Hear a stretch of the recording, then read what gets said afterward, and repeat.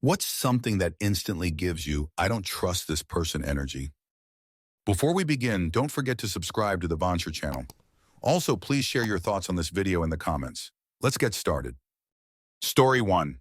We've just met, yet this stranger is telling a sob story about how her son won't talk to her. She insists she doesn't know why. Answer. I used to work at a health insurance call center, and this elderly woman called because our rates were going up, like they do every year, and she was giving me all the reasons why paying was going to be a hardship, and one of them was because my kids don't talk to me anymore, to which I made some kind of remark about how that was a shame. It was like a switch flipped. She got the meanest tone in her voice and went on about how her ex-husband poisoned them against her because he has all the money, and now they won't even talk to her, and it's his fault, and it's all because he has money. And all I could think was, well, I can see why they don't want to talk to you. Story 2. Love bombing, too smooth and practiced, sales patter scripts. Urgency and pushiness, being too commanding and demanding, whether it's a personal or professional relationship or in matters of religion. Answer, oh man, the sales pitches. I was looking for a nice chair or stool for playing guitar at a furniture store, and this guy would not leave me alone and was trying to sell me this chair I definitely wasn't interested in. Told him to repeatedly, but nicely, and then he literally said, what can I do to make sure you leave with this chair today? I then just looked at him and walked out, lol. He was like a cartoon. Story 3. I worked a bar in a pretty alternative-ish area for a while. There's a particular type of person, man usually, who has all the trappings of a peace and love, blissed out meditation yoga guy type that also has a particular permanent, serene smile on their face, who make unwavering, unblinking eye contact that is just never actually a cool dude. Often ends up being really weird around women, but he's enlightened, so it's cool in his mind. They're often really into contact improv dance. I don't trust that guy anymore. Nope. Answer. Knew a guy like this. They stink to high heaven, and you can smell them from miles away, figuratively speaking, but somehow their conduct appears unimpeachable. The trick, it's really easy, but best left as an exercise for the reader, is to find out if they're compassionate and contemplative and kind, or if they just try to create the perception of being compassionate and contemplative and kind. Hint, if they have to tell you. Story 4. When they keep gratuitously dropping your name into the conversation to fake an intimacy that isn't there. Answer. This is almost always some entrepreneur who read too many grindset books, listens to grindset podcasts about how to manipulate people into doing something they want. Best case is they're socially inept, but are trying to mask it with these tips they picked up. Or as some of the fine Redditors in the replies pointed out, they are just terrible with names and repeating it helps them remember. Barring that though, it's likely someone who's about to try to work an angle on you. Story 5. I don't like people who do things as a test to catch you out. I was listening to a podcast where Matthew McConaughey was a guest, and I was really enjoying him up until he said he will sometimes do something on purpose, just to see if the other person is going to stop him or say anything. I find that behavior really messed up. There's other ways to see if someone will stand by you or will not let you do things, but intentionally being like that gives me big red flag vibes, and I have zero time for that. Story 6. When they badmouth people close to them, when their words and actions don't align, when they shower me with attention and praise, it comes off as manipulative. When they give backhanded compliments, when they try to get me to trust them before we even know each other. Trust takes time to build. When they have difficulties controlling their impulses and temper. Story 7. If a person says he's just being honest, this is a good time to start looking for the exits. That means they're about to harm you in some very essential way. Not just that they're gonna screw you over or cheat in you. They're really gonna find the vulnerable spot and get to it because it gives them pleasure. That's how they get their pleasure. People who put great priority on just being honest, oh my friends, locate all the places to run in a fire in that kind of situation. John Darnielle and I am me. It's bang on. People who identify as empaths, who are constantly getting victimized by toxic narcissists. Narcissistic harmful behavior is real and horrible, and narcissists do go after people with a high empathy. But as with assholes, if everyone you meet is a narcissist, maybe you're the narcissist. If you tell everyone you meet, including complete strangers and/or professional contacts, the probability is much higher. As someone in a wheelchair, I sometimes get into situations where I need help in public. 99.9% of people are normal and lovely about it. But there's that 0.1 who really want me to interact with them beyond just a normal thank you and perform a level of gratitude about how amazing they are that's disproportionate to the level of assistance rendered. People who have helped me out in really bad, dangerous situations are never like this, oddly enough. It's always the ones who want a standing ovation for, like, grabbing something off a shelf. I just wanted to get groceries, my guy. Answer: as a fellow mobility-impaired person who also likes to quote John Darnielle, I've also experienced the people in the last paragraph. They're probably also the people who massively overreact to inspiration adult content and thought it was woke overreach when the Spastic Society changed its name to Scope. I have also encountered a few people for whom everyone they don't like is a narcissist. Those people suck. Story 8.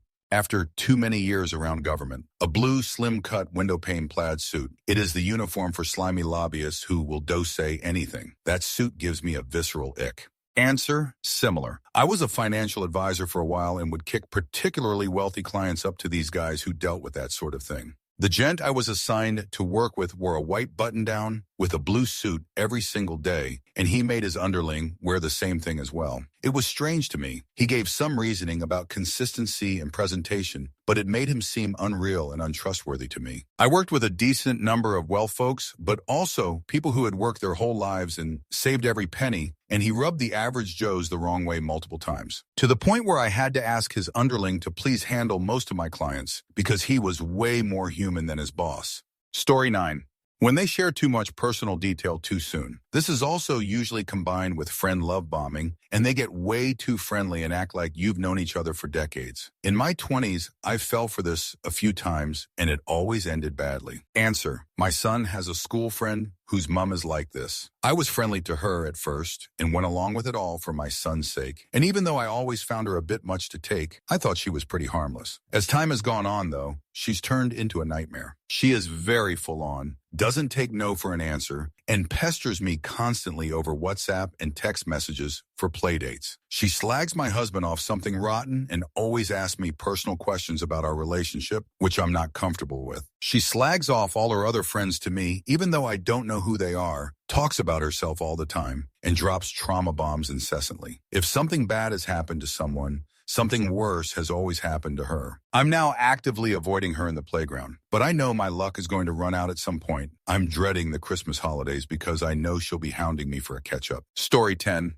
When someone expresses a concern or anxiety and the other tells them to relax, it's fine, just chill. I don't trust people who can't muster up basic empathy. Story 11. I know a guy reluctantly through a larger social setting who's a right POS, doesn't pay child support, hangs out with questionably aged younger women, been to jail multiple times for various reasons. But it was the BS stories that gave it away when I first met him. My baby mama has a 500-meter restraining order for me, but I didn't do anything. Some guy tried to fight me at the bar, but I didn't do anything. Sure, dude, live your fantasy, but over there away from me. Answer: I know this dude. I have known him like 3 years or less, and he has been fired from or walked out of a dozen jobs. Not one single time was it his fault, of course. Always a huge misunderstanding or a manager with a chip on their shoulder. He told me of a time where he kindly asked a guy to turn his music down. Well, I took some classes at the place a month later, and the employees told me about how he walked in, screamed, "Turn that fudge Mexican music off," and eventually needed to be physically removed from the building. Guy had the nerve to tell me that he did absolutely nothing and was just sitting there like a confused angel. Story 12. It's hard to explain, but there is a slimy kind of charisma they carry with them, sort of similar to the name-dropping comment above, but they seem to have rules of interaction that seem manipulative. They are too good at finding out what you want and getting what they want. Ultimately, of the 6 or so people I got that feeling from, all but one was later revealed to be an intimacy predator. Story 13. Someone who is too nice to everyone, like there's a difference between being genuine and friendly versus being performative for the piggybacking attention. Story 14. When they immediately try to press physical and mental intimacy, I'm not necessarily talking intimacy either. Like wanting to be instant friends and everyone being really close and instantly family. The mom of a friend of our son's was like this. Met her, and 30 seconds later, she was hugging and throwing her arms around me. I'm autistic and don't do sudden, unsolicited physical contact. She kept doing it even after it became me obvious I didn't like her doing it. The same day we met, she demanded my husband make her a set of pantry shelves like mine and said that he could start doing her yard work. because she didn't have a man. Yeah, he didn't take that well. A day later, our kids were playing together and she said, OMG, wouldn't it be so funny if they got married? They were 7 years old and they met less than a week before. Who the hell says that? We finally figured out she was trying to force a friendship through all of this and that it would be nothing but her pushing boundaries to see what she could get away with. We politely told her that we had no problems with our kids being friends, but we weren't interested in being friends ourselves. She still tried to push things, first by instigating accidental run-ins with us, then through talking to our kid and making up stories to get him to get us closer with her. We didn't learn about that part for a while until he came home from school and mentioned she told him that she and her daughter were going to move next door. Neither of our neighbors were moving. After we found out she'd been talking with him before and after school, but only before we picked him up or right after we dropped him off, we went to the school. The principal was alarmed and told her to leave him alone. Answer, scary. I also had kind of a family stalker type. A woman who became my friend was really into being my sister. Rather than just friends, she wanted to spend the night at my house and sleep in my bed. Was offended when I stuck her in the guest suite. She has a crepey husband and older teenage kids that were awful too. Felt sorry for her. She started talking shit about my other friends, subtly, trying to gain my favor. I talked with her about boundaries 2 separate occasions, after one of which she was fine in person, but later called me talking tragic end stuff. Finally, after another incident of her acting weird and inappropriately, intercepting my mail, opening and reading, then resealing it, I had to officially break up with her. I actually talked with the police at one point. She has reached out to neighbors, friends, even estranged family members online to get information about me and my daughter. It's been 2 years, and she still has tried to contact me a couple times. Very weird and very sad, but I didn't need to deal with that craziness. It almost seemed like she wanted my life rather than her own, if that makes any sense. Story 15. When they love to tell stories about themselves, but they never name people who are involved unless they're famous. Story 16. People who can't have fun or a laugh at work, yet spend their whole life there. Usually absolute cretins. Story 17. Trump during The Apprentice, when it was apparent he took pleasure in firing people. Season 1 even. People who bring their ego into arguments. Story 18. When they're a victim to absolutely everybody in their life, their family sucks and is mean to them. All their friends were mean and dumped them. Strangers are mean to them. You get the drift. At some point, there's a common denominator, and these people are really bending the limits of denial to avoid taking accountability. Story 19. Being overly friendly when they first meet you, acting like you both have a deeper connection or bond. Avoid those people. Story 20. They have very positive views of authority, elected representatives, law enforcement, superiors at work, and seem enthusiastic about proving their loyalty. I don't think everybody like this is necessarily bad, and some will evolve past this. But if they're in this phase, it's pretty hard to trust them. Story 21. When someone tells a story and every detail feels rehearsed, like they've told it 100 times in a mirror and still think they're nailing the natural vibe, my brain immediately goes, so you lie recreationally. Story 22. If you come up to me in public and present me with a lengthy, elaborate, clearly rehearsed story on why I should give you money, also if you have a hatred of cats. Story 23. I'll be honest and just say it. If they're rich and they look like it, that automatically gives me the vibe that they are fake, judgmental, out of touch, and entitled. Same for people that try to convert me to Christianity or say anything remotely similar to MAGA or red pill rhetoric. Story 24. So when you're new at work, usually the first person who says shoot about others is the one you should be careful the most. Story 25. Trust is an illusion in the first place. Just because you feel like someone can be trusted doesn't mean they can really be trusted. It's not a truth. Story 26.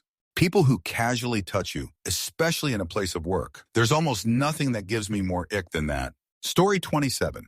When I tell someone the person they are talking to is a straight-up harmful behavior, intimacy and physical with legit proof, and yet they still entertain them? Hello? Story 28. I'm brutally honest, it's not my fault people can't handle it. No, you're just a jerk who chooses to be mean to others so you can feel big and in control without personal accountability for the way you treat others. That's a you issue. 100. Story 29. If they wear that red outfit with the blue helmet and gas mask goggles, freaking bungalators. Oh wait, this isn't rare craters. Story 30. Any false accusation, big or small, if they aren't worried about getting their facts straight and making an accusation before opening their yap, then they can't be trusted. Story 31. For some reason, I can tell right away with deadly accuracy what would take someone else days or even weeks of careful consideration somehow only takes me 5 seconds of eye contact. Story 32. When they say I'm not like other people and then proceed to be the most generic person you've ever met, like congrats, you're a carbon copy of a carbon copy. Story 33. When someone's vibe changes depending on who's in the room. If you're a totally different person with different people, that's instant, nope, can trust you energy. Story 34. Make promises that are obvious they'd never be able to keep, but are things they think people want to hear. Had a manager who joined the team after a bunch of redundancies, reorganizations, took out 2 layers of management, which is how I got to become the manager of the team too, with almost no effort on my part, that were ordered right across the organization at CEO level. Think it was 12K jobs. Manager stated, had I have been here at the time, I would have stopped them and made it so a single redundancy never happened in this team. Don't worry, I'm here now, and I promise you none of you will ever be made redundant. Even if you want to believe that's true, it can never be actually logically possible. They also said they wanted our team to be the best in the world. Nothing to back it up. Was actually actively draining resource from the team to fuel pet projects and create a shadow department of something they understood and were more interested in. People kept leaving the wider team, and they were quite open on what they needed to do a good job in that team. There was not a lack of feedback on what people truly felt or wanted to be able to just do a good job. A lot of the team had worked there for decades. They didn't leave on a whim. In the team meetings would say, want to support staff and really cared about them as people. In the very few interactions I actually ever had, I had to update them about extended absence due to someone's wife dying in intensive care, that they even rang to let me, their manager, know and ask what I needed from them to do. As their manager during this was humbling. I was obligated to notify them as per company policy. It was just a FYI. I am notifying you as I am required to, wasn't expecting it to be a discussion. But my manager asked if I could push that person into being online and working from the hospital. I raised security objections of his laptop being overlooked, and that went down fine. Protect the company at all costs was always a winning strategy. When their partner did die, they had a young daughter too. They wanted me to stick to the minimum number of days required and overlooked any management discretion clauses in the company policy. I avoided interacting with this person as much as possible. No real beef, just didn't trust them. And they went and told people who liked or respected me that they also really super liked me too. Hardly spoken to them. They claimed I was very talented in programming. They'd never seen me program or any of my code, and this wasn't overtly a programming role. As soon as she'd had those conversations with people, they would then speed dial me and ask why she was suddenly and overtly my greatest fan. And why is she very vocally saying all this great stuff about me to them, and how it actually made them feel a little uncomfortable. They thought it was so weird that multiple people called me to tell me immediately afterwards, thinking they were the first person to tell me. We had an anonymous staff survey before I left, was quietly paid off, $34K, and told if I didn't take it, they'd only make me redundant in the next reorg anyway, because the future of the team is in an office 200 miles away, and I refused to relocate. And I scored 100 in my manager cares about me as a person. We'll be forever proud of that. Most saw through it. 1 or 2 were like, why would she say something if she didn't mean it or it wasn't true? I felt bad for them. As bizarre as the whole situation was, it was awful watching someone's hope and optimism get crushed, as said person then did something incompatible with what they said they do. When they were told about the next round of redundancies, my team came to me and asked, but we were told we were safe from redundancies. Some were being sarcastic and trying to wind me up, but some were genuinely crushed and having some form of an existential quandary. She left not long after me. She sent a mass mail to the department saying they should be sorry they didn't want to give her the pay rise she wanted, and that she was one of the best people the company had ever seen. Outlined all her achievements. Was no mention of anyone she ever worked with or will miss them, etc., etc. Was the oddest leaving email I've ever seen. Have never seen a leaving email so threatening to their employer or so bereft of any emotion other than anger. It was sent to everyone, but clearly only intended for one person. Story 35. As soon as you meet them and they start talking about how great they are, how much money they have, and just general boasting. Story 36. I don't trust people that I don't know. Also, with new people, it usually takes me months to trust open up to them. Story 37. When I've just met them and they are already talking shoot and gossiping about other people. If you gossip with me about other people without even being close with me, you will do the same with other people and tell them my business. Story 38. Anyone who walks into a meeting late and instantly tries to dominate the room through volume, theatrical camaraderie, etc. Story 39. If they start using religion as the basis for trusting them, I'm an honest Christian who is trustworthy. Massive red flag. Story 40. I have one of those tell me everything faces apparently, because people will just go up to me and trauma dump on me. I'll be sitting on a bench waiting for someone or waiting in a doctor's office, etc. It happens often, but I've learned to listen to my gut. Sometimes someone is just going through a hard time and needs someone to listen, even a total stranger. But there's always that kind of person that trauma dumps on me and then talks people I don't even know to me and tries to play the victim. Also the TMI. I have no idea how someone can think that telling a total stranger their bedroom problems or intimate medical issues is appropriate, but my God, sometimes I'll gently ask if I can suggest something to them, and if they are genuine, they will appreciate the feedback. But that certain person will reject my suggestion, and then we'll talk about how I don't understand, they are clearly the victim, etc. That's the only thing I've consciously noticed. But when the alarm bells ring, I 100 listen, and I haven't been wrong yet. Story 41. Bad vibes. Most of the time when I hear someone says this, they usually end up being the jackass. Example, someone walks in and the other person says, this person is giving off bad vibes. Usually it's them that have the issue, not the person that literally walked in. Story 42. When they say, I just tell it like it is, you do not. You assume you know how it is, then act like a jerk about it accordingly. Story 43. You can trust me when we've only just met. No, I can't. Also claiming that I have emotions or feelings towards someone I just met, that's a new one for me. You just dislike me or you disrespect me. Lady, I don't even know you. Story 44. Anyone that says you must be sisters when I'm out with my daughter, I look like her mama and there is no question. It's not flattering to either of us. Story 45. When they claim to be the wallet inspector but then run off with my wallet when I hand it over for inspection. Story 46. Me and all my fellow bartenders in here, venting LMAO, there's like so many answers I could give. After meeting so many people, I think everything kind of blends together, and I just get a gut feeling at this point. Usually it's someone who wants something from me that I'm not giving, and they know, but still push it. Whether that be some tipsy dipshit trying to get a drink after cutting them off, or it could be a coworker who desperately wants me to trash talk someone with them. Story 47. Managers, employees that are into company culture. It says to me, this jerk will absolutely throw you under the bus if anything outside of policy happens.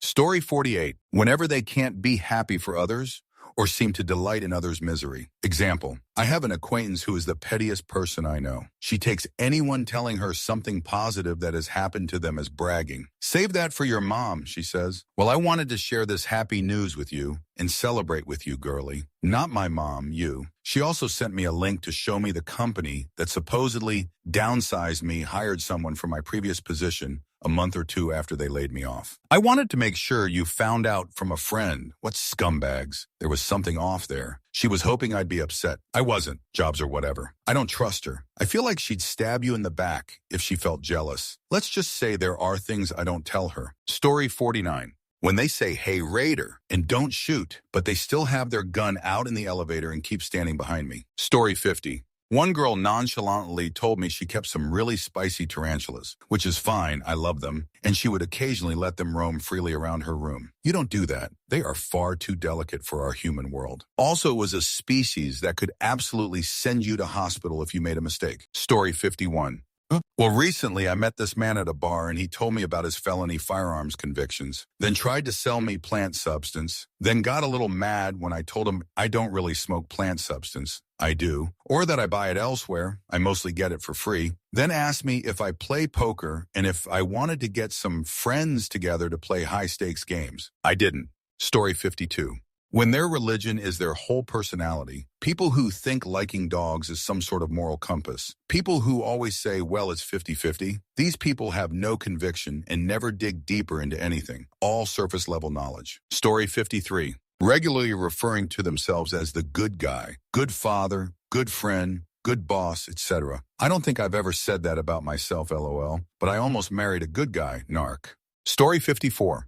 The type of dude who starts bragging about his business, income, parcel of the above, and more within 5 minutes of an introduction. Nobody I've ever met like this has been a good person. Story 55. I really don't know. I've heard other autistic people say they get this too, but it's like we'll look at something and something in the back of our mind that says danger. It's right like 90 of the time too, though it's usually after a year or two that all the crappy things they were or are doing come out. My best guess as to what it is a mix of pattern recognition and masking. I can usually spot someone masking pretty quickly, and it's usually a good thing to me because yay, fellow autistic or mentally spicy person I can relate to and be friends with. But sometimes I see someone and it looks less like a mask and more like a predator's camouflage. I usually don't act on it because I dislike to be wrong and alienate someone for no reason. But I tend to give them a wide berth and it tends to be the right call. Story 56. Acts like we're good friends when we've just met. Doubly so if they call me friend, they're too complimentary, especially if they're putting down other people in the process. Everyone is so mean to me. Thank you for being there. Every time I've heard this from someone I've just met, I find out within a few weeks why everyone is so mean to them. And it's always because of inconsiderate behavior. Person seems nice and funny at first, but says one extremely passive-aggressive thing to me. They're letting their mask down. Person is always nice, but always expresses it the same way, and never seems to show even the mildest sign of frustration. I've seen this with a guy who is very charismatic, but did really shoot things to a bunch of my friends. They're being performatively nice so that people let their guard down. Story 57. As an autistic person, there is this voice some people use when they learn you're autistic that immediately tips me off that we will not get along. It's this "oh sweetie" style dismissive voice where you know they don't view you as a whole person, just some kind of socially inept doll. Using this voice with anyone tells me that they will take any excuse they can get to devalue your opinion and your reality in favor of their own. Story 58. When all of their stories are about how everyone they encounter behaved in a baffling, stupid, incompetent way, and you're supposed to be like shocked and guffawing with disbelief every step of their sob story. Story 59. The ones about not liking dogs or cats are weird to me. I don't think people are required to like animals of any kind, and I say this as a dog owner. Story 60. People who say they don't have any friends. Even worse if it sounds almost like a brag. There's almost always a reason. Story 61. You met them 5 minutes ago, and they already tell you their biggest achievements in life without being asked. Also, if they don't like dogs. Story 62. If they like dogs, but don't like cats, liking both or neither is okay. But people who don't like cats specifically just have a really weird vibe to them that I don't trust. Story 63. They put too much focus on their NTE outward appearance to try to make sure their appearance is perfect. Story 64. When they have no problem admitting that they created a hostile work environment at the previous job. X. I snitched on people at my previous job, and if someone made me mad, I would make sure I would make their life a living hell. Hearing that didn't sit right with me. But I gave this person the benefit of the doubt at my job, and wouldn't you know it, he started shoot with me out of nowhere. Story 65. The eyes, either the hollow stare or the half-hidden icy glare that narcissists love to hide behind. The best covert narcs can use both. Buyer beware. Story 66. If my golden doodle does not like them, I am going to assume they are a serial killer. So far, my dog loves everyone. Story 67. They say that dogs are better than people or that their dog is their best friend. It makes me wonder what's wrong with them that they can't handle relationships with other people. Story 68. Anyone that has that Mr. B smile, aka smiling woolly eyes, there's something psychopathic about that look when I see it. Anyone who has ever genuinely smiled knows it's not just your mouth that forms the expression. Story 69. If they don't like dogs, if they are fearful because they were bit, that's one thing. But if they have general dislike, that is an automatic red flag to me. Story 70. Anybody who has that look in their eyes like they're desperately trying to convince you to trust them. I've been wrong about this and some people have surprised me, but in general, they give it away with their face. Story 71. Trust your instincts and don't go after gossip, lots of compliments, tell a lot about yourself, etc. Each case is different, but there are subtle details that our subconscious can capture. Everything that is too much is suspicious. Story 72. They say shoot things to me or others, and once the words have crossed their lips, they grin, wink, or something equally irritating and tell me just kidding. Story 73. Being overly friendly. If you're a complete stranger and you're acting like you're my best friend, I assume you're up to something. Story 74. Motherfuckers that get all religious out of nowhere. I don't mean people who are religious.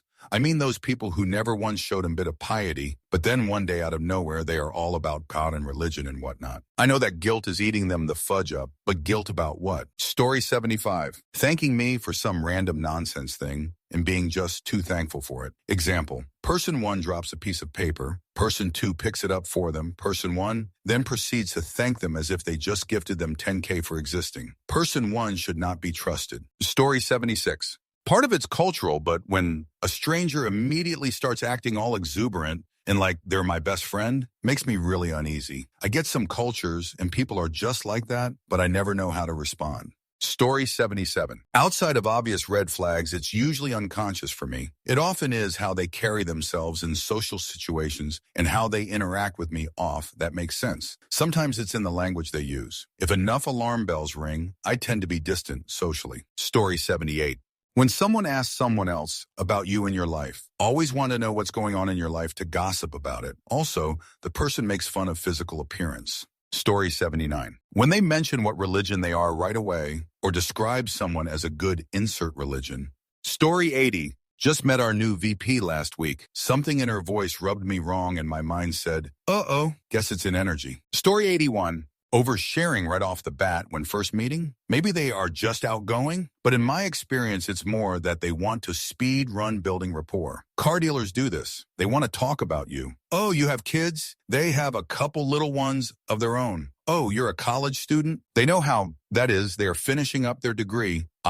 They went to local college. Whatever to build some common ground between you, your friends, they're going to look out for. Their buddy. This is an extreme example to overmake the point. If I meet someone through work or wherever it's cool to share some professional history like, I worked at such and such for 5 years before getting hired at Huza and I've been there for 12 years now. But if they start talking about their kids, family, personal life, etc., I assume they are trying to build rapport and humanize themselves before they sell me something or convince me of something I may not want to do.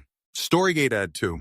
When they use precise language to avoid having to admit they were lying. For example, wife, hey, my card was just declined at the gas station. Did you spend any money today? You know we're supposed to be saving right now. Husband, I didn't buy anything today. Wife, okay, well, I just checked the account and it says you spent our last 60 on Steam. Why would you lie to me? Husband, huh? I didn't lie. You asked me if I spent any money today. I bought that yesterday. How was I supposed to know? Story 83. Oversensitive individuals who speak as though they know more than those around them. It's a tone of arrogance that just doesn't hit well, combined with knowing that any pushback will lead to a defensive response. Story 84. Decked out in crucifixes or Jesus merched, or they find a way to constantly drop God or Jesus into every conversation. Story 85. I don't really acknowledge people's egos in conversation. I tend to be pretty honest while trying to stay cordial. And if people find that difficult or threatening, I stay away from them. Story 86. I've met a few pugnacious people who say the term you understand where I'm coming from, but they state it instead of voicing it as a query. It's them trying to corral you into agreeing with them without considering the other side. Story 87. 1980s aviator-style metal-rimmed glasses on a man with a mustache and/or bad comb-over. Have not trusted anything about that look since 1999. Has not steered me wrong yet. Don't believe me? Go watch Red the Lovely Bones. Story 88. They start the conversation with, I've come across your CV and I've got a role that I think is perfect for you. Story 89. People who talk, trash, and gossip about others, you know they are talking about you when you aren't there. I would rather talk and argue politics than listen to that. Story 90. Some stranger flags you down. Hey, can I talk to you for a second? Oh, hey, you're just trying to get me to give you money. Story 91. Confidence, like the type that need to tell you or show how great they are. The only thing in my mind with people like this is you should let other people tell you that. Story 92. If they're trying to get me to open up and engage more than I'm ready for, that's gonna be a hard no. First of all, I will be your friend when I'm darn good and ready and not a moment sooner. Secondly, why are folks in such a hurry for me to let my guard down that they can't just let this happen organically? Are they selling something? Story 93. If they use the phrases trust me or honestly, even when people type Teeb, always makes me question whether everything they said before was a lie. Like, oh, I see, now you're being honest, got it. Story 94. Saying hello while carrying some product in their hand. Best case, dude just want to sell something. Worst case, he is looking to distract you while another steals from you. And lots of things in between. Haggling price, giving sad story to get more money, etc., etc. Either way, you are going to waste time, get a bad product, and probably be ripped off or robbed. Story 95. When they say, darn, she's bad, or something along those lines instead of, hey man, good for you. When you get a new romantic partner. Story 96. I don't know them and they contact me via social media or when they are on the street holding a sign asking for money. Story 97.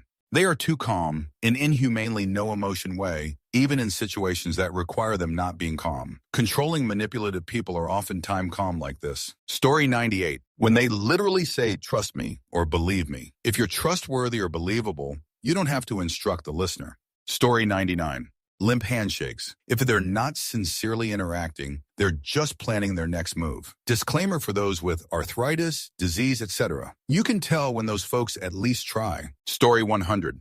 Somebody that compliments me right away when they barely know me, particularly if it's about something they definitely have zero knowledge about, like complimenting my intelligence. You don't know me at all. I might be a raging idiot. Story 101. Sometimes you can just feel it without having any logical reason as to why. And then later it reveals itself. I've felt crazy for being rubbed the wrong way about someone when everyone else adores them, only to find out later that they did some slimy shoot. Story 102. I like to talk positively behind people's backs. If you respond to me complimenting someone with either negativity or a comparison to yourself, I'm going to start putting distance between us. Story 103. Too smiley, having an over-enthusiastic response to basic questions. People who wear religion on their sleeves. Story 104. Claiming to be a feminist and supportive of women. Yeah, go ahead and ignore every good and smart suggestion I make. Make me prove how smart I am and trying to set me up for failure on something I admit I know nothing about. Sure, you're a feminist. Story 105. For blokes, it's all in the handshake. Firm handshake and eye contact. I might be able to trust this person with my life. Weak handshake and no eye contact. This person is likely to step over my dying body to sell my children into North Korean slavery. Story 106. Excessive or wired compliments. It's like being expected to support a lie just because it is common courtesy to thank the person making the compliments. It always gives me a gross feeling. Story 107. Openly or blatantly showing a sign of religion or bringing it up in conversation. Do not trust that person. Story 108. When you're talking to someone and they've got crazy eyes, they act as if they are afraid to make eye contact. Story 109. People that constantly interrupt you, but in an overly friendly way. Had a client like that once, and I couldn't explain why it made me so uneasy. I was trying to give this guy important information, and he kept interrupting like, man, you guys are more secure than Fort Knox, huh? Got more security than the military. Nothing he said was wrong or gross. It was the way he said those things and kept interrupting to do so. That made me wonder if he was some kind of serial killer or something. Like he was weirdly charismatic, but it felt wrong. Story 110.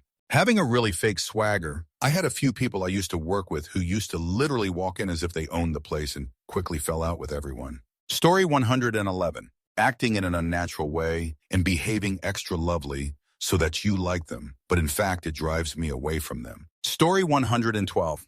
A few times in my life, I've noticed sometimes people have what I can best describe as a psychotic look. This person may look normal most of the time, but when a certain thing happens or topic comes up in discussion, sometimes they get this very strange look on their face. Their eyes get weirdly wide, and sometimes they have this really strange smile on their face. IDK, how to describe the smile, but it's like too many teeth are showing or something. The vibe is wrong. If you see it, you may wonder, why are they smiling? Because it's not really an event topic they should be smiling about. It just gives them a psycho look. You ever see a skull with eyeballs in it, like for a Halloween decoration or something? It kind of reminds me a little of that, only it's inside behind a human face.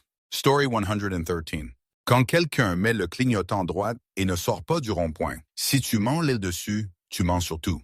Story 114. Had a former friend constantly love-bomb me, and within a month of getting to know each other, she started saying, you're my best friend, I have no other friends. You're the bestest friend and closest friend I've ever had, I'll tell you everything. But then her behavior would be polar opposite. I found out she would lie to me about dumb stuff often, and also that she was lying to her boyfriend, and asked me to lie on her behalf regarding her cheating, I cut her out of my life. Story 150. Always uses you as a secondary option because their original plans got canceled. Never do what you both enjoy. Judges you by your job and makes you apologize for something you did years ago that you already apologized for, and then now have this expectation for you to earn your place back into their life. Lastly, scams her friends to a GoFundMe to start her business, but never starts it and just keeps the money for herself. Story 116. This one girl had her own initials tattooed on her hand. Definitely odd vibes. Never knew that was a thing. Story 117.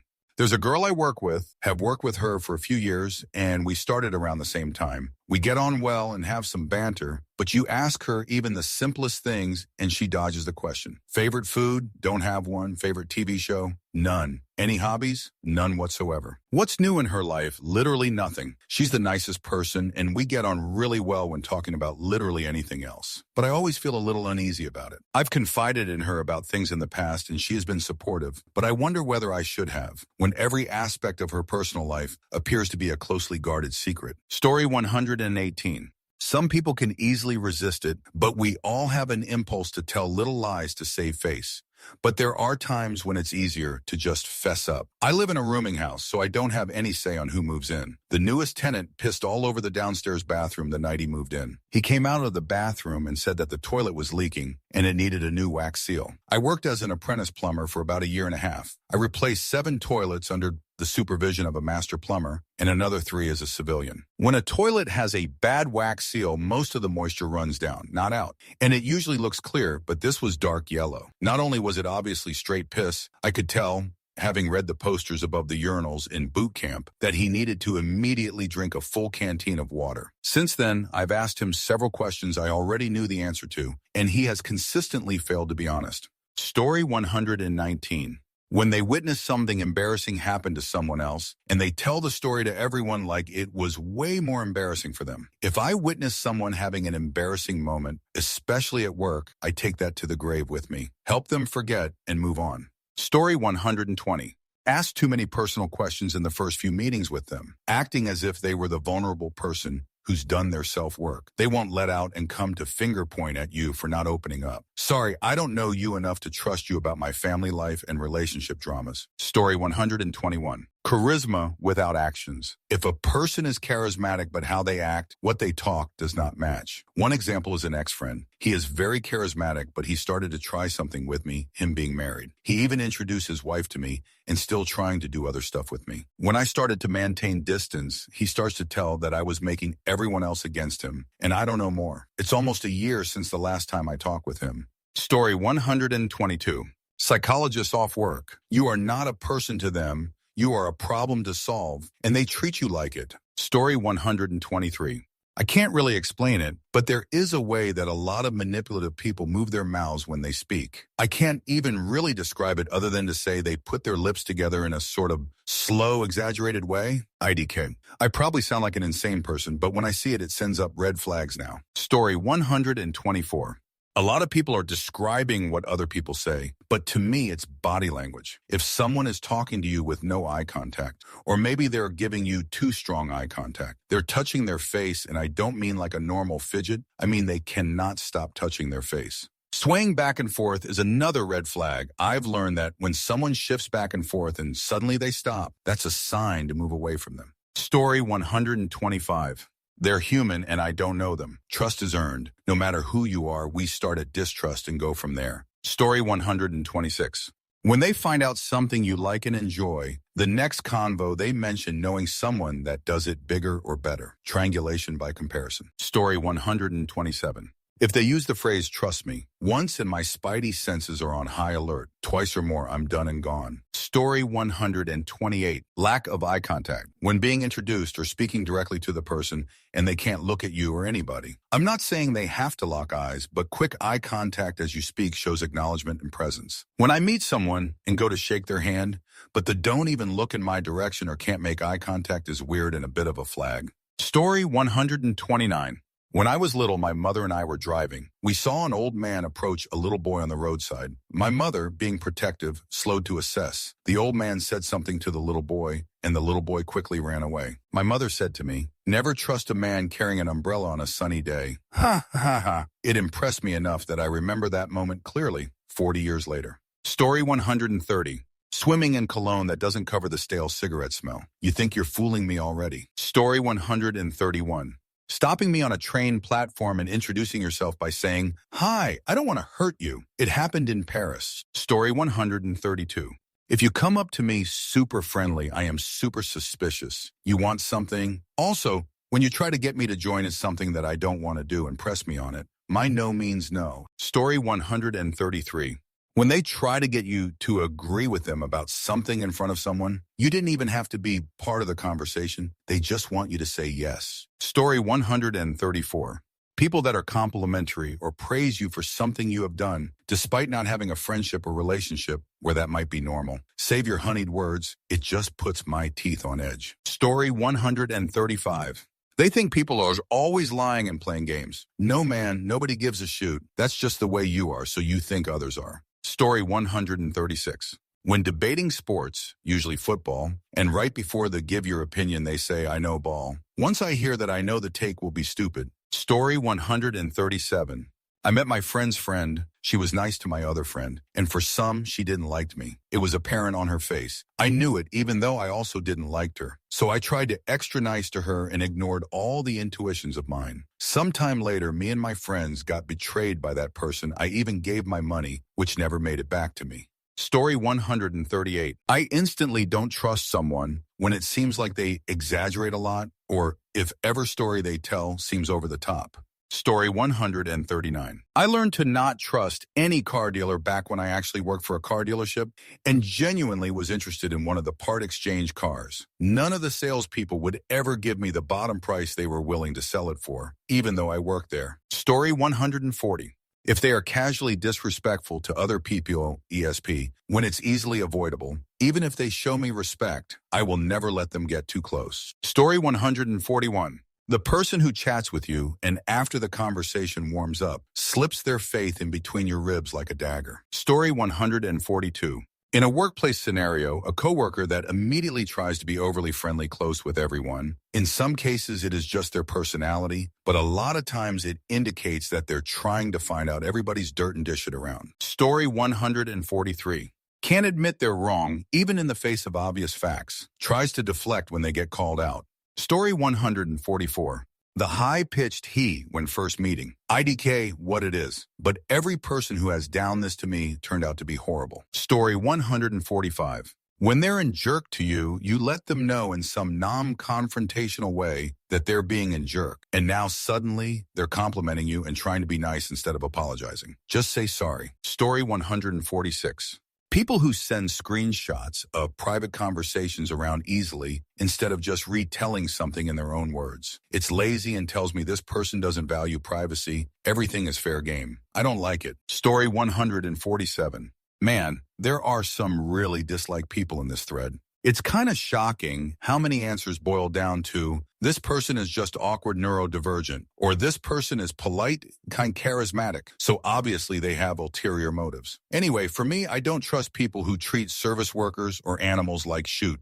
Story 148. When they never use swear words at all, even if they are adults having interactions with other adults. Swearing is a natural form of expression and a great way to show your true emotions. The fact that somebody would never swear conveys me that they are hiding their true self, and that just doesn't fly with me. Story 149.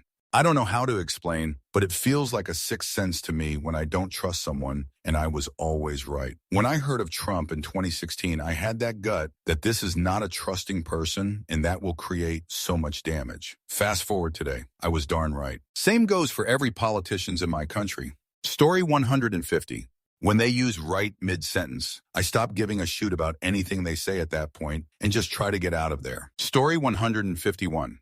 We have this guy at work who from day one was overly friendly and acted like we've worked together for years, inserting himself into conversations and generally trying to be buddy-buddy with everyone. I've instantly had that sticky gut feeling about the guy because I knew a few easygoing, friendly, and extroverted people, and they definitely don't exude the same vibe. Well, long story short, turns out he's in a sect. Story 152.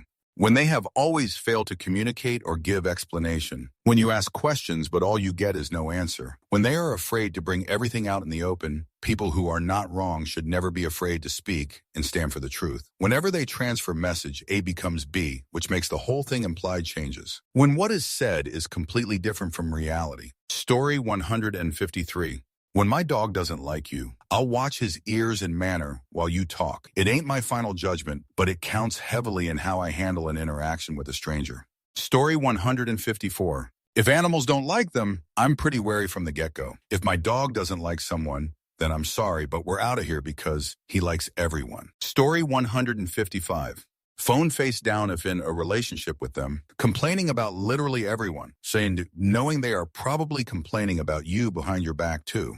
Story 156. Glazing, especially when they're turning you down for something. Too many kind words that aren't backed up through action that doesn't always benefit them. It makes me consider the possibility that they're the snake in my garden. Story 157. Exacerbated ideology or political affiliation, regardless of spectrum, virtue signaling, narcissism. Story 158. Over familiarity when we've only met once or twice. Sometimes they're just really friendly. Most times they want something or are trying to manipulate me. Story 159. People that use the term Nazi just shows they'll exaggerate and lie with their words. The gravity of anything they bring to you cannot be assumed true. All information they provide after that has to be taken lightly and looked into before believing. Story 160. Dogs growl, bark at them. I never trust someone who doesn't like poison. I always trust a tune that doesn't like a person. Story 161. I don't trust people with grand ambitions, especially if those ambitions are superficially noble. Things like this technology that I am developing with save the world. It indicates to me that the person lacks humility and self-awareness. In my experience, those people are also likely to neglect or even actively harm those immediately around them because they are so focused on achieving their unrealistic goals. Story 162. People that are always extremely overdressed for events and/or wearing too much cologne. It just reeks of trying to cover something up. There is a local politician in my town that is never seen not wearing a suit, regardless of it being appropriate or not. Throwing out the first pitch at the town's baseball opening day. Full suit. Just off a quick YouTube search, the president doesn't even wear a full suit to throw out a pitch on opening day. Story 163. Cheap clothes, but a fancy watch. These people always have an ulterior motive in everything they do. While I respect the hustle, I know more often than not, they are willing to screw over everyone around them to get what they want. Story 164.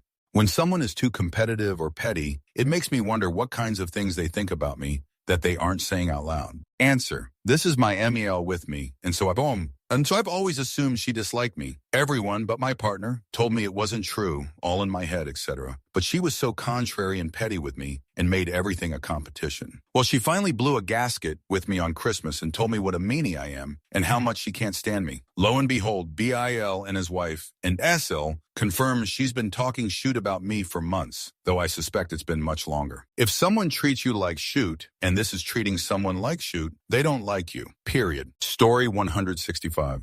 Clean-shaven, childlike features, and giggling coming from the midsection of their conspicuously too large trench coat as they attempt to purchase adult beverage. Story 166. When anything bad happens and someone immediately starts pointing fingers at everyone but themselves. Story 167. If they always have a one-up story, like no matter what you tell them that happened to you, they immediately have a story that's slightly similar but a little bit better. Story 168. Saying they're a nice guy when I just met them. It makes me think they're trying to manipulate my perception of them before getting the chance to find out who they really are. I would say I'm kind, but that's not something I would need to project into the world because I know my actions will speak for themselves. Story 169. They ask a lot of personal questions under the guise of getting to know you, but when they're asked about their personal lives, they're cagey.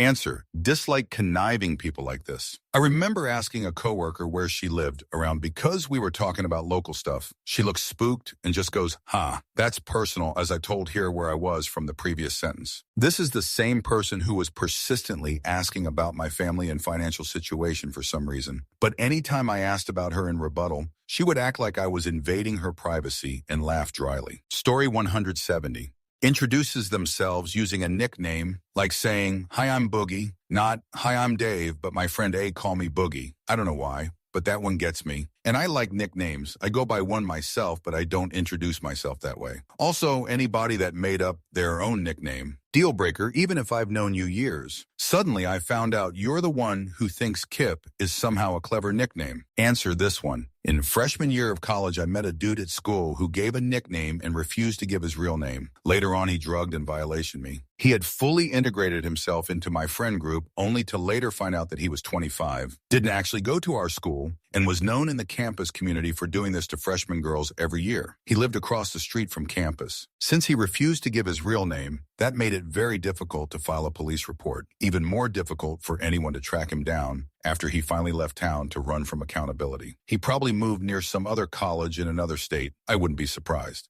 Story 171. Walking standing too close to me when we're strangers. Telling big, grandiose stories about themselves without being prompted to. Story 172. They lie out petty things. If they can't be honest with something low stakes, then how will they respond when you actually need them to be honest? Story 173. Going way out of their way to appear honest, friendly, etc. If you approach me and immediately and loudly launch into how you know I'm a good and beautiful person, that you don't mean any trouble, that you're always looking to help others and do the right thing without even so much as knowing who I am, then that's a bad sign. Why are you so eager to convince me that you're a good and trustworthy person, soul? Same goes for if, say, I work with you and you go out of your way to be super duper duper nice and friendly, above and beyond what's normal. Basically, when I can tell that you're making an effort to come across as nice, nice should come to you naturally, and you shouldn't have to smother people to prove it. It's strongly like to the gift of fear. Answer: I agree with this in a lot of cases, but to offer another perspective, because growing up, my mother constantly told me I came off rude or unfriendly or robotic when I was just existing. For the most part, though, I was pretty well liked by teachers and other kids. Eventually, in my teens, I felt like I had to put on this act of being extra friendly and affectionate, especially when we went to family gatherings. Mind you, I didn't even know these people all that well. If I didn't, I get an earful on the way home. It got to the point where I developed social anxiety and often refused to go to family events at all. What's worse is that I sometimes noticed people respecting me less and seeming a bit annoyed, dismissive when I was putting on that act. They'd show it in subtle ways, but it was always this nagging feeling I couldn't shake. It pissed me the fudge off and hurt my feelings because it felt like I couldn't win. I knew I was a nice person, but it felt like I had to either work really hard to prove it or be scrutinized. I've decided to stop that now because it's emotionally exhausting and invites disrespect. I've also decided to stop letting my mother make me feel bad about myself. But I just say all this to say that someone who's trying too hard isn't always trying to con you. Story 174. People that project an extreme sense of moral devotion. Fuckers are doing evil shoot 99 of the time. Story 175. A lot of these comments could be equated to bad social skills or autism, but something that is unmistakably sus to me, that is AUDHD proof, IMHO, because I have it too, is when babies, animals, or male men don't like you. Don't ask me why, but if 2 out of the 3 have issues, there's something wrong with you, buddy. Story 176. When they're too friendly, too interested. I've only ever experienced this kind of behavior from people who want something from you, usually a pyramid scheme. Story 177. People who make their entire personality about being an ally to a cause. They're definitely hiding something. Story 178. They bring up substances and orgies out of nowhere, like, sure, me too, but friendo, this is a Wendy's. Story 179. Tells me they are a good Christian, at least 3x. In the first 5 minutes I've known them. Absolute scum. And I'm a Christian, but don't scream it from the mountain. Story 180. People who dislike or mistreat cats. Really, anyone who mistreats animals out of sheer cruelty. Also, narcissists, sociopaths, and pathological liars. Answer: I feel you there. I'm a dog person. not a cat person. But even though I don't love cats, I dislike when people mistreat them. XBIL used to play with his cat like it was a dog, physically shaking the darn thing, in general roughhousing. He didn't have bad intent, just didn't know how cats react to it versus two dogs. Then the whole family complained when the cat would bite their hands. It was kind of a no-brainer if you ask me. Story 181. Rudeness to someone's face. Then when confronted, excuse it away with a, I just tell it like I see it. Story 182. It's probably just me, but I never liked the what do you do question. Always seemed like a stratification filter. Might as well just ask if I have anything you can use, LOL. Answer, I love asking that question because it's a really good way to get to know someone, to understand what they're about. Obviously, it's got its limitations, but what a person chooses to do with a big chunk of their time and efforts is telling. Think about the different values and lifestyles of an artist, a CEO, or a marine biologist. It's just fun to build a picture of someone. That's part of the fun of socializing. And bonus, you build your professional network at the same time. Story 183. If someone is talking to me about other people we know, I would immediately be suspicious. You can guarantee they will be talking about me to them. Story 184. When they immediately start bad-mouthing people, it makes me wonder about what they're saying about me to others. Story 185. People I catch, littering or not, placong their shopping cart in the carousel. These people will eat you for food. Story 186. I'm generally suspicious if a person feels the need to advertise their religion, whether it's in conversation or jewelry and clothing. Too many people use religion to either virtue signal or attempt to throw others off their dastardly ways. Story 187. Dislike dogs for no reason. I get it if you got attacked as a kid, but if you dislike them for no reason, then I automatically assume you're a bad person. Story 188. They are unwilling to admit when they are wrong. It's not weakness to say that you misremembered something. It is incredibly lame to try to string together the most BS logic to explain how you're right. Story 189. When they are super loud about how honest or loyal they are, the more they brag about it, the less I believe them. Story 190. When they paint themselves as a victim constantly, and they always have some kind of life-altering drama going on. In OFC, somehow the life-altering drama is conveniently never their fault. Story 191. Colored contacts. Anecdotally, every person I've met who wears colored contacts regularly as a fashion choice has been unhinged. Every single one. Story 192. People that lie about very small details for no apparent reason. Whenever I've noticed someone does this, not long after there is usually some drama involving them. Happened too many times to be a coincidence. If someone can lie over such small things and without even a second thought, then be wary. Stay safe out there. Story 193.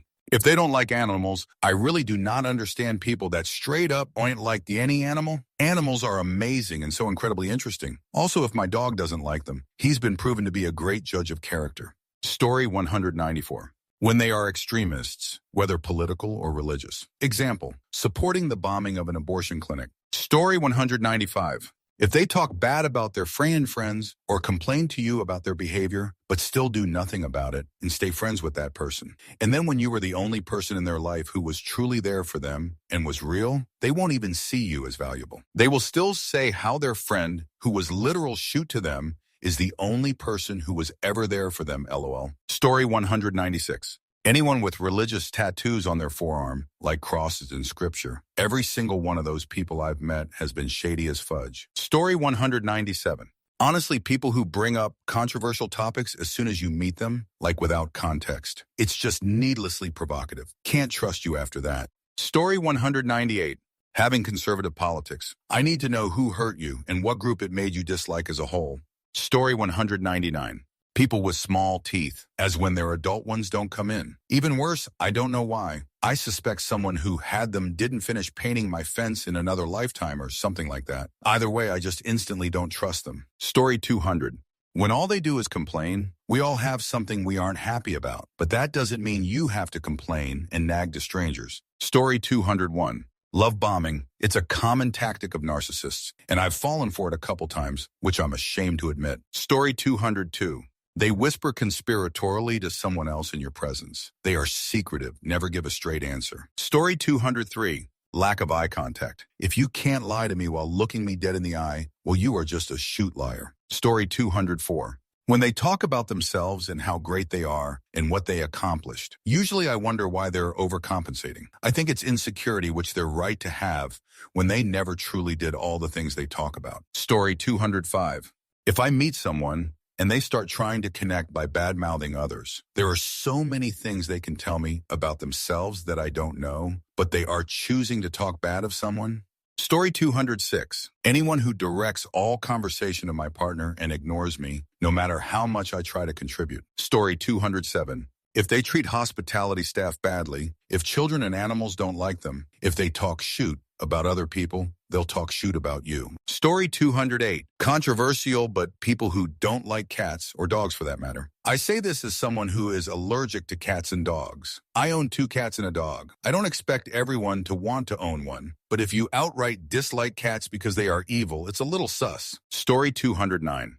If they're really into networking or say some shoot like, oh, I know a lot of people, or I have a lot of friends, I'm just wary of those people. Because more often than not, I find that at first glance, they're chill people. But if you actually spend a lot of time around them, you'll notice that it's just a persona and that they're actually not that nice. They're all talk, but no action. Story 210. When they show up at your house right before an election and try to pretend he's not undermining the Constitution and that their representative is the one you should vote for in state Supreme Court. Or when they flood your state with postcards telling you to vote on April 11th when the vote is April honest. Story 211. People who say something shocking to see how you'll react. It's like a power move to see if you'll match them. Story 212. They act kind and considerate toward me. Most people act cordial at best, cold on average, and rude at worst. Anyone who's overly nice, borderline flirty, has always been trying to mess with me in some way, shape, or form. Either tease me by giving me false hope, or they want a favor, or someone to buy them lunch, or they're trying to get me to donate to their cause, but it's never been genuine. Story 213. Excessive use of the word just. I'm just trying to. You need to I just hope. Weird flags on that for me. Story 214. Nowadays, any Trump supporter, you suck, you dislike America, and you want to be dominated by Donald Trump. Story 215. An old war veteran with very short legs named Cotton told me about how he was in Germany and Japan at the same time. Story 216. I cannot tell you why, but if you ask if we are hiring, I just assume you've stolen something from our store. Story 217. The people who give excessive compliments. It's ingenuine and they usually have some type of ulterior motive. Story 218. Being kind to a person's face, and as soon as they walk away, making a rude, judgy remark. That type of personality bothers me greatly, and I have no interest in being affiliated with such person. Story 219. Last night at dinner, my stepdaughter's partner was showing us his phone protector. It works if someone looks at an angle at his phone, they can't tell what he is looking. Same man who had a child outside their marriage, and she took him back. Like why? Story 220. I was like, dang, I'm not quite sure actually. What an interesting question. But realized, ooh, right, I'm unfortunately suspicious of everyone. Good old childhood trauma. Story 221. I'm very paranoid, just putting that out there, because my answer would be if they play with a kitchen knife. Like, hello? Please be careful, eat that thing. IDK, if this is what you meant, but I have had people try to murder me before, so I weirdly immediately took it in that context. Story 222. I dislike myself, so anybody who looks like me or has a similar gaze or bearing is instantly suspicious. There is nobody I trust less than myself. Story 223. Women who cannot keep another woman as a friend. There are a few exceptions I know, but how can you never get along with who you also are? All your friends are men. You can't find a single woman to be acquainted with? Story 224. When they seem filthy rich, but when I take their stuff, they get annoyed. Thought you were minted, buddy. Just buy another house. Sus. Story 225. Asking what my high school experience was like. It's been more than a decade. Unless you're asking for nostalgia purposes, it's weird. Story 226. Inconsistently in words. I'm a very hypervigilant person and have great memory. The slightest change in tones, facial expressions, and body language I pick up on very well. As much as this is a skill, it also makes it extremely hard for me to trust others, as I am not afraid of conflict and call people out on their lies. Yes, I don't have many friends because I don't value those who can't be honest with themselves. Story 227. complimenting me at the grocery store or something of that nature. Bro, I just came from the gym in my sweaty clothes to grab a bag of rice cakes. There is nothing about me worthy of a compliment at the self-checkout line at 8:30 on a Tuesday night. That's it for this video. Don't forget to support Vancher and my second channel, Vanchus. See you soon.